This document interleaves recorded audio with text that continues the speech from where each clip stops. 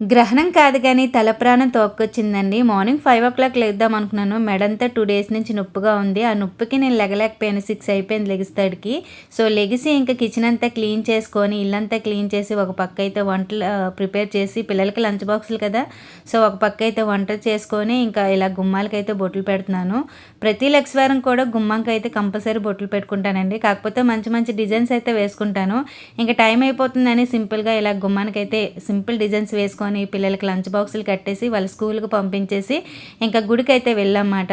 So, గుడికి వెళ్తే ఇంక బయటనే ఫుల్ రష్‌గా ఉందండి. లోపల ఎలా ఉంటుందా అనుకున్నాను. చాలా రష్‌గా ఉందన్నమాట. చాలామంది దానాలు ఇస్తారు కదండీ! సో, దానాలు ఇచ్చిన వాళ్ళే చాలామంది వచ్చారన్నమాట. ఇంక శివయ్య దర్శనం అయితే చేసుకున్నామండి. శివయ్య అందరిని చల్లగా చూడయ్యా అని చెప్పేసి స్వామివారిని అయితే కోరుకున్నాను. ప్రతి సోమవారం గుడికెళ్తానండి. ఇంక గ్రహణం కదా! కంపల్సరీ కూడా గుడికెళ్ళాలి కదా! ఇంకా గుడికైతే వచ్చామాట. ఇంక ఇక్కడైతే అన్ని స్వామివార్లు ఉంటారండి. అయ్యప్ప స్వామి, బాబావారు, ఆంజనేయ స్వామి, సుబ్రహ్మణ్య స్వామి అందరూ ఉంటారు. ఇక్కడ రావి చెట్టు ఉంటుందండి బయటన. సో, అక్కడేంటంటే సర్పాలు అలానే శివలింగం ఉంటుంది. పాలతోటి నీళ్ళతో అభిషేకం చేసుకోవచ్చుమాట గుడి. నక్కవానిపాలెం అండి గుడి. చాలా బావుంటుంది. ఎవరైనా ఎళ్ళాలనుకుంటే వెళ్ళండి. అండ్ ఇంక ఇంటికైతే వచ్చానండి. అయితే పూజా రూమ్ అయితే క్లీన్ చేయలేదండి. టైం అయితే కుదరలేదన్నమాట. ఇంక ఇంటికొచ్చి పూజా రూమ్ అంతా క్లీన్ చేసుకున్నాను.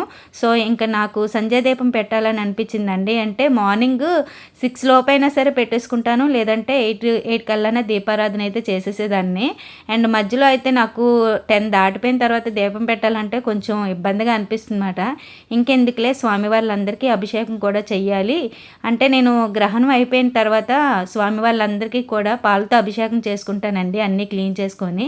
ఇంకా స్వామివార్లందరికీ ఇలాగ అభిషేకం చేసుకొని మారేడు దళాలు, తులసారి దళాలతోటి ఇలా పూజ అయితే చేసుకున్నాను. ఎలా ఉందో ఏంటో కామెంట్ చేయండి. ఈ వీడియో నచ్చితే లైక్ చేయండి. ప్లీజ్ సబ్స్క్రైబ్ చేసుకోండి.